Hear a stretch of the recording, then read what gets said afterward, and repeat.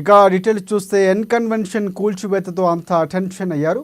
Hydraa next target ఎవరైనా చర్చ ఇప్పుడు మొదలైంది. ఇదే తరుణంలో అనురాగ్ యూనివర్సిటీపై పోలీసులు కేసు నమోదు కావడంతో అందరి దృష్టి పల్లా రాజేశ్వరరెడ్డి వైపు మళ్లింది. మేడ్చల్ జిల్లాలోని వెంకటాపురంలో చెరువు బఫర్ జోన్లో అనురాగ్ యూనివర్సిటీ నిర్మించారని ఇరిగేషన్ అధికారి పరమేష్ ఫిర్యాదు మేరకు ఆ సంస్థ చైర్మన్ జిల్లా పల్లా రాజేశ్వరరెడ్డిపై కేసు నమోదు చేశారు. దీంతో తరువాత అనురాగ్ యూనివర్సిటీ అక్రమ నిర్మాణాలు కూల్చివేయబోతున్నారని చర్చ ఇప్పుడు మొదలైంది.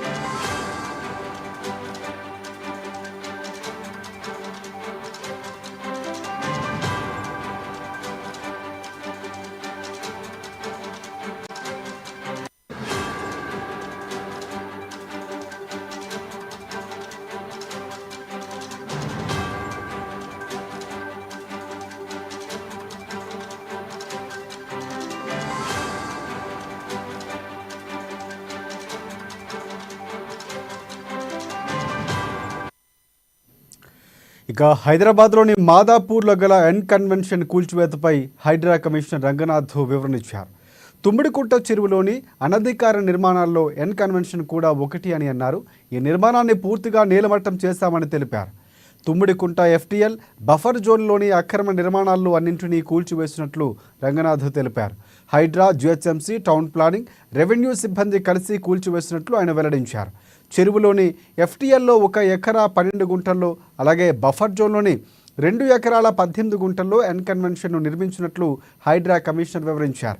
ఈ నిర్మాణానికి జిహెచ్ఎంసీ నుంచి ఎలాంటి నిర్మాణ అనుమతులు లేవని చెప్పారు ఆయన.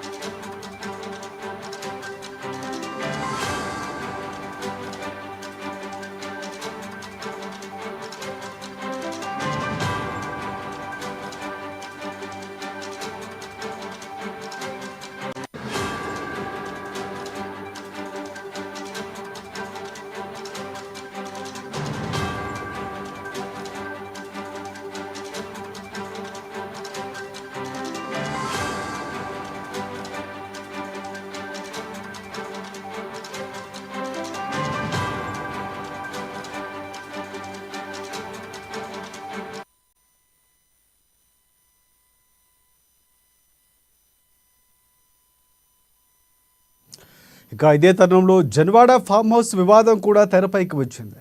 చెరువు ఎఫ్టీఎల్లో నిర్మించిన ఈ ఫామ్ హౌస్ను కూల్చివేయబోతున్నారనే ప్రచారం ఊపందుకుంది. దీనిని కూల్చివేయొద్దని పేర్కొంటూ బీఆర్ఎస్ పార్టీ నాయకుడు ప్రదీప్ రెడ్డి హైకోర్టును ఆశ్రయించారు. ఇరుపక్షాల వాదనలు విన్న హైకోర్టు పిటిషన్ను కొట్టివేసింది.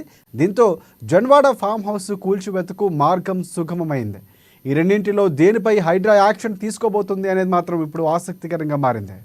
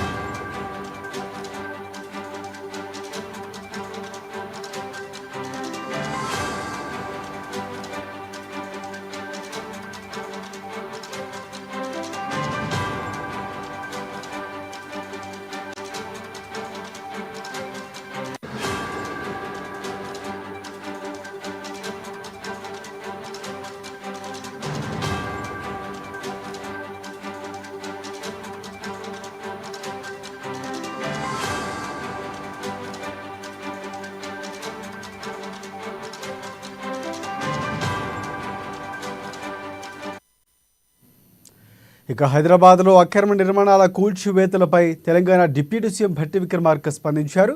ఎన్ కన్వెన్షన్ను బఫర్ జోన్లో కాదు, చెరువులో నిర్మాణాలు చేపట్టారని ఆరోపించారు. చెరువులు ఆక్రమణకు గురి కాకుండా పరిరక్షించడం కోసం ఏర్పాటు చేసింది హైడ్రా అని భట్టి వివరించారు. ఇక హైడ్రాను ప్రజలందరూ ఆహ్వానిస్తున్నారని చెప్పుకొచ్చారు. ప్రతి పనికి నోటీసులు ఇచ్చి ఆపై చర్యలు తీసుకుంటున్నామని భట్టి విక్రమార్క స్పష్టం చేశారు.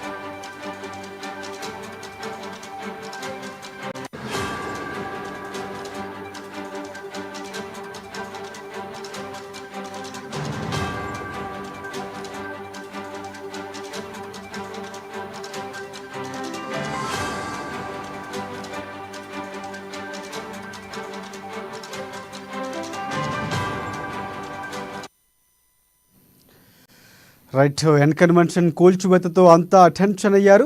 హైడ్రా నెక్స్ట్ టార్గెట్ ఎవరు అనేది ఇప్పుడు చర్చ నడుస్తోంది. ఇదే తరుణంలో అనురాగ్ యూనివర్సిటీపై పోలీసులు కేసు నమోదు కావడంతో అందరి దృష్టి పల్లా రాజేశ్వర్ రెడ్డి వైపు మళ్లింది. మేడ్చల్ జిల్లాలోని వెంకటాపురంలో చెరువు బఫర్ జోన్లో అనురాగ్ యూనివర్సిటీ నిర్మించారని ఇరిగేషన్ అధికారి పరమేశ్వర్ ఫిర్యాదు మేరకు సంస్థ చైర్మన్ పల్లా రాజేశ్వర్ రెడ్డిపై కేసు నమోదు చేశారు. దీంతో తర్వాత అనురాగ్ యూనివర్సిటీ అక్రమ నిర్మాణాలను కూల్చివేయబోతున్నారు అనే చర్చ ఇప్పుడు నడుస్తుంది.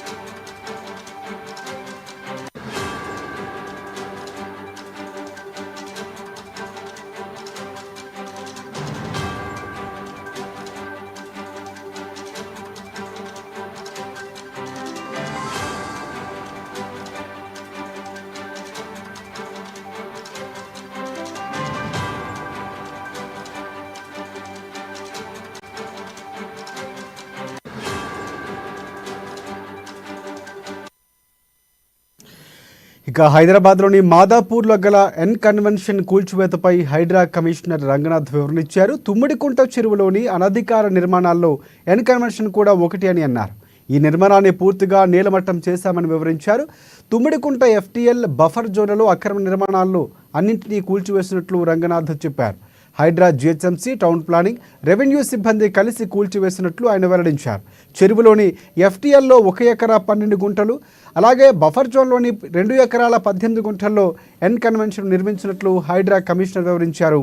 ఈ నిర్మాణానికి జిహెచ్ఎంసీ నుంచి ఎలాంటి నిర్మాణ అనుమతులు లేవని చెప్పారు.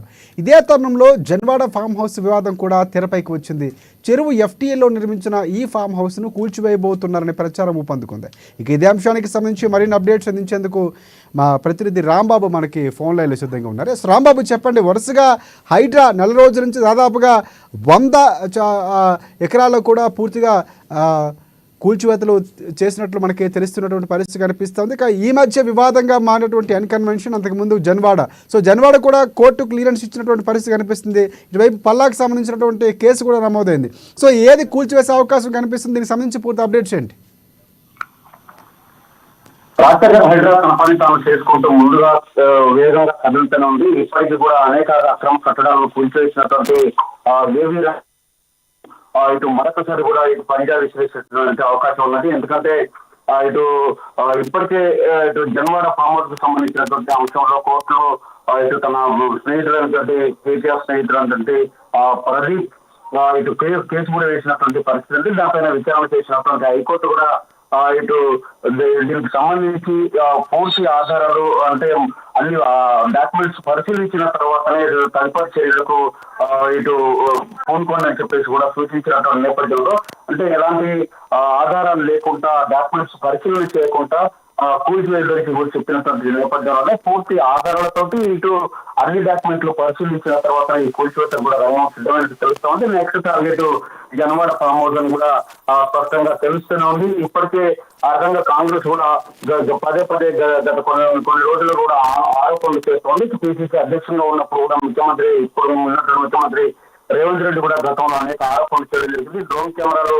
జన్వాడ ఫామ్ హౌస్ సంబంధించినటువంటి డ్రోన్ చిత్రీకరణ చేసినప్పుడు కూడా దానిపైన కేసులు పాలైనటువంటి పరిస్థితి మనం చూసాం. కాబట్టి ఈ యొక్క Janwada farm house FTL buffer zone లో ఉందని చెప్పేసి ఆరోపణలు చేసిన నేపథ్యంలో ఇప్పటికే దాన్ని కూల్చివేతకు రంగం సిద్ధంగా హైకోర్టుకు వెళ్ళినటువంటి నేపథ్యంలో దీనికైతే ఆధారాలు, దాంతో పాటుగా అన్ని వివరాలు సేకరించిన తర్వాతనే, డాక్యుమెంట్ పరిశీలించిన తర్వాతనే ఈ కూల్చివేత చేసేటువంటి అవకాశం ఉంది. రేపు మాకు జన్వాడ ఫామ్ హౌస్ కూడా కూల్చేటువంటి పరిస్థితి కనబడుతుంది. మరొకవైపు నెక్స్ట్ టార్గెట్ పల్లారెడ్డి మల్లారెడ్డి అని కూడా ఒక ప్రచారం అయితే జరుగుతా ఉంది. మాజీ మంత్రి మల్లారెడ్డికి సంబంధించినటువంటి పలు ఆక్రమణలపై ఇప్పటికే కోర్టులో స్టే ఉండగా, ఇటీవల ఇటు కాప్రా సర్కిల్ పరిధిలో నిర్మాణంపై స్టే వేకేట్ అనేది కూడా తెలిసినటువంటి పరిస్థితి మనకు తెలుసు. దాంతో పాటుగా ఇటు చెరువులలో కూడా ఇటు ఎఫ్టీఎల్, అదేవిధంగా దాంతో పాటుగా బఫర్ కూడా నిర్మాణాలు చేపట్టినట్టు అనేక ఫిర్యాదులు కూడా మల్లారెడ్డి పైన వచ్చినటువంటి నేపథ్యంలో ఇటు ప్రభుత్వ స్థలంలో తన యొక్క నిర్మాణాలు ఉన్నాయని చెప్పేసి అనేక ఫిర్యాదుల నేపథ్యంలో మల్లారెడ్డికి సంబంధించినటువంటి కూల్చివేతల ప్రక్రియ ప్రారంభమవుతుందని చెప్పేసి కూడా ప్రచారం జరుగుతుంది. మరోవైపు గట్కేశ్వర పరిధిలో ఉన్నటువంటి నాగ చెరువులో కూడా బఫర్ జోన్లో 1.5 ఎకరాల భూమిని ఆక్రమించినటువంటి కూడా పల్లారాజేశ్వర రెడ్డి పైన ఆరోపణలు ఉన్నాయి. అతను అమరావతి యూనివర్సిటీ భవనాన్ని కూడా నిర్మించినట్టు ఇప్పటికే ఇరిగేషన్ అధికారులు కూడా ఫిర్యాదు చేసినటువంటి నేపథ్యంలో పల్లారాజేశ్వర రెడ్డి, అదేవిధంగా మల్లారెడ్డికి సంబంధించినటువంటి అక్రమ నిర్మాణాలను కూడా కూల్చేటువంటి ప్రక్రియకైతే హైడ్రా ఇటు సిద్ధమైనట్టు కూడా తెలుస్తా ఉంది. ఈ నేపథ్యంలోనే ఇటు ఇప్పటికే హైడ్రా ఇటు ఎవరి యొక్క ఒత్తిళ్లకు తరగకుండా తన పని తాను దీక్ష చేసుకుంటూ ముందుకెళ్తా ఉంది. ఇటు ముఖ్యమంత్రి చైర్మన్ గా ఉన్నటువంటి ఈ యొక్క హైడ్రాకు ఏవి రంగనాథ్ కమిషనర్ గా ఉన్నారు. రంగనాథ్ టీం కూడా అత్యంత క్రియాశీలకంగా ముందుకెళ్తా ఉంది. అన్ని ఆధారాలు సేకరించిన తర్వాతనే గతంలో ఉన్నటువంటి విస్తరణ ఎంత, ఇప్పుడున్నటువంటి విస్తరణ ఎంత, ఎవరెవరు ఎంత కబ్జా చేశారని చెప్పేసి ఎఫ్టీఎల్ పరిధిలో ఉన్నదంట, మఫర్ జోన్ లో ఉన్నదంట అని చెప్పి నాలాల పైన కానీ లేకపోతే ఎక్కడెక్కడ కబ్జాలు జరిగాయని చెప్పేసి కూడా ఇటు హైదరాబాద్ లో ఉన్నటువంటి ముఖ్యమైనటువంటి 56 పెద్ద చెరువులకు సంబంధించినటువంటి కబ్జా ఎక్కడెక్కడ జరిగిందని చెప్పి ప్రతి ఒక్కరు కూడా వివరాలు సేకరించిన తర్వాత ముందుకెళ్తా ఉంది. ఈ నేపథ్యంలోనే ఈ యొక్క ప్రతి ఒక్క కబ్జాలకు సంబంధించినటువంటి కూల్చివేతలు జరిగిన ఇన్కన్వెన్షన్ కూడా అదే దాని పరిధిలోకి వస్తాయి. ఇటు ఎన్ కన్వెన్షన్ కూడా ఇటు ఎంట్రీ పేరిట ఈ నాగార్జునకు సంబంధించినటువంటి ఈ యొక్క ఎన్కన్వెన్షన్ 10 ఎకరాల స్థలంలో నిర్మాణం చేసినటువంటి పరిస్థితి మనకు విషయం తెలిసిందే. ఈ నేపథ్యంలో అది కూడా గతంలో కూడా అనేక సార్లు కూడా నోటీసులు ఇచ్చినటువంటి పరిస్థితి ఉంది. 2014లో అతడు హైకోర్టు కూడా వెళ్ళినటువంటి పరిస్థితి. అయినా కానీ హైకోర్టులో కూడా దీనికి సంబంధించినటువంటి స్టే ఉన్నా కానీ ఆ స్టే అనేది ఆ తర్వాత 2016-17లో దానికి సంబంధించినటువంటి అంశంలో ఆధారాలు మొత్తం కూడా ప్రభుత్వం చూపించినటువంటి పరిస్థితుల్లో మరొకసారి కూడా అన్ని వివరాలు సేకరించిన తర్వాతనే బఫర్ జోన్ లో FPL లో 1.2 అదేవిధంగా బఫర్ జోన్ లో 2 ఎకరాలు మొత్తం 3.2 ఎకరాలు ఇటు 3.12 ఎకరాలు ఇటు కబ్జాకు గురైందని చెప్పేసి కూడా గుర్తించిన తర్వాత హైడ్రా ఎన్కౌంటర్ పూర్తి చేసింది. దీనిపైన నాగార్జున కోర్టుకు వెళ్ళినా కానీ ఆ కోర్టులో స్టే అయితే ప్రస్తుతానికి వచ్చినా కానీ ఇది బఫర్ జోన్ FPL లో పక్కా ఉందని చెప్పేసి కూడా రంగనాథ్ స్పష్టం చేసినటువంటి నేపథ్యంలో దీనిపైన ఎలాంటి ఇప్పటివరకు అయితే చర్యలు తీసుకోకుండా కానీ అంటే ఇప్పటికైతే కూల్చివేత పూర్తయింది కానీ తదుపరి చర్యలు అయితే తీసుకోకుండా కానీ ఎన్కన్వెన్షన్ కాకుండా చుట్టుపక్కల ఉన్నటువంటి అనేక కబ్జా చేసినటువంటి గుంటలు కానీ అవన్నీ కూడా ఇప్పటికే కూల్చేసినటువంటి పరిస్థితిలో ఇప్పుడు మల్లారెడ్డి ఆంధ్రాలు విద్యావంతులకు సంబంధించినటువంటి పల్లారెడ్డి రాజశేఖరకు సంబంధించినటువంటి వీటన్నిటిని కూడా కూల్చివేతకైతే సిద్ధమైంది రాజశేఖర్.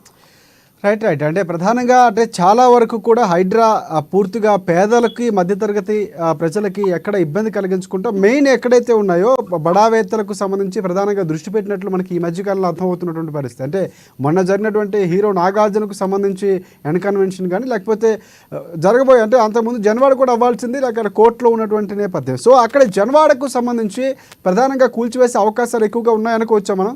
ఎందుకంటే పూర్తిగా కోర్టు కూడా క్లియరెన్స్ ఇచ్చినటువంటి సమాచారం మనకు అందుతుంది.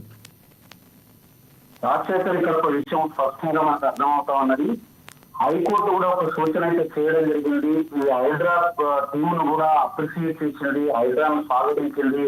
అక్రమార్కులు ఎవరున్నా దానిపైన చర్యలు తీసుకోవాల్సిందని కూడా చెప్పినటువంటి నేపథ్యంలో ఇంకొక సూచన కూడా చేయడం జరిగింది. జన్వాడ ఫామ్ హౌస్ కు సంబంధించినటువంటి అంశంలో ఏదైతే హైకోర్టును ఆశ్రయించారో పిటిషనర్ సంబంధించినటువంటి అంశంలో ఇది పిటిషనర్ ఏదైతే ఆరోపణలు చేసిందో ఆరోపణలు కూడా పరిశీలించినటువంటి హైకోర్టు ముఖ్యంగా పర్మిషన్ ఎక్కడి నుంచి తీసుకున్నారని చెప్పేసి అడిగినటువంటి పద్ధతిలో గ్రామ పంచాయతీ నుండి తీసుకుంటున్నాం అంటే ఆ గ్రామ పంచాయతీకి సంబంధించి ఎవరు పర్మిషన్ ఇచ్చారంటే ప్రెసిడెంట్ అంటే గ్రామ పంచాయతీ సర్పంచ్ ఇచ్చారని చెప్పి సర్పంచ్ కి ఈ యొక్క పర్మిషన్ ఇచ్చేటువంటి అధికారం లేదని కూడా పంచాయతీ కార్యదర్శి మాత్రమే అధికారం ఉంటుందని కూడా స్పష్టం చేసినటువంటి పరిస్థితి. ఆ తర్వాతనే ఈ హైడ్రా అధికారులు కూడా పూర్తిగా అన్ని డాక్యుమెంట్లు పరిశీలించిన తర్వాతనే తదుపరి చర్యలు తీసుకోవాలని కూడా స్పష్టంగా కోర్టు చెప్పినటువంటి నేపథ్యంలో ఇది అన్ని డాక్యుమెంట్లు పరిశీలించిన తర్వాతనే జన్వాడ ఫామ్ హౌస్ కి సంబంధించినటువంటి అంశంలో హైడ్రా అధికారులతో ముందుకెళ్లేటువంటి అవకాశం ఉంది. దీన్ని బట్టి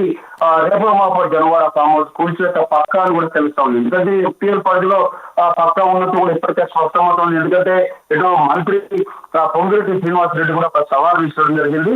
తాను ఒకవేళ తన పైన ఆరోపణలు చేస్తున్నటువంటి కేటీఆర్ ఒకవేళ నాకు FPL పరిధిలో ఎక్కడున్నా బఫర్ జోన్ లో ఉన్న దాన్ని కూల్చేయండి అని చెప్పేసి కూడా మంత్రి సవాల్ విస్తున్నటువంటి నేపథ్యంలో ఇది కేటీఆర్ మాత్రం తాను లీజుకు తీసుకున్న ఫామ్ హౌస్ నాది కాదని చెప్తున్నా కానీ గతంలో ఇటు రేవంత్ రెడ్డి PCC అధ్యక్షులుగా ఉన్నప్పుడు ఏదైతే జన్వాడ ఫామ్ హౌస్ గురించి వెళ్ళినప్పుడు అంటే అది అక్రమంగా నిర్మాణం చేపట్టిందని చెప్పేసి PCC అధ్యక్షుడు ఆశించి వెళ్ళినప్పుడు డ్రోన్ ఎగరేశారని కారణంతో జైలు పంపించినటువంటి పరిస్థితి ఉన్నది. కాబట్టి దానిపైన ఆ రోజు నాదే అని చెప్పినటువంటి ఆల్రెడీ చెప్పినటువంటి కేటీఆర్ ఫ్యామిలీ ఈ రోజు తనది కాదని చెప్పడంలో ఇప్పటికే అది అతనిది అని చెప్పేసి ఇది FPL పరిధిలో ఉన్నదని చెప్పేసి నిబంధనలను అతిక్రమించి కట్టారని చెప్పేసి స్వతమవుతుందని చెప్పేసి కూడా ఇది పొంగిరెడ్డి ఆరోపించినటువంటి పరిస్థితి మనం చూసాం. సవాల్ కూడా తీసుకోవడం జరిగింది. కేటీఆర్ కూడా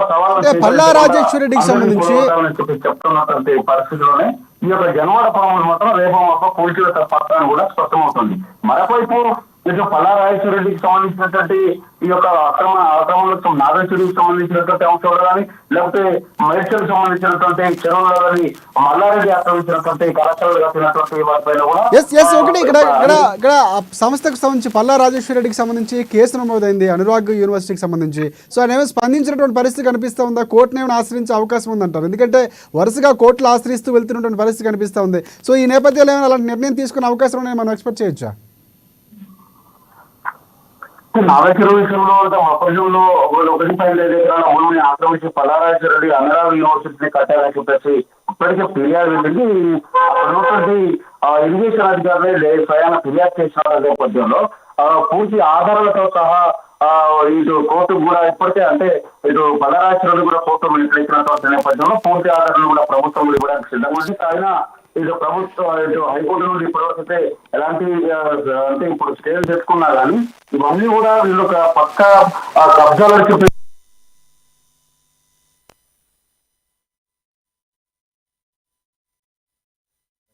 థ్యాంక్స్ ఫర్ అప్డేట్స్ రాంబాబు. ప్రధానంగా హైడ్రా వరుసగా తన పని తను చేసుకుంటూ పోతుంది. ఎక్కడా కూడా అడ్డుకట్ట వేసినా కూడా ఆగకుండా చాలా క్లియర్ కట్గా పకడ్బందీగా ప్లాన్ చేసుకుంటూ ముందుకు వెళుతున్నట్టు మనకి స్పష్టంగా అర్థమవుతుంది. ఎక్కడా కూడా అంటే ఆగే పరిస్థితి లేదు.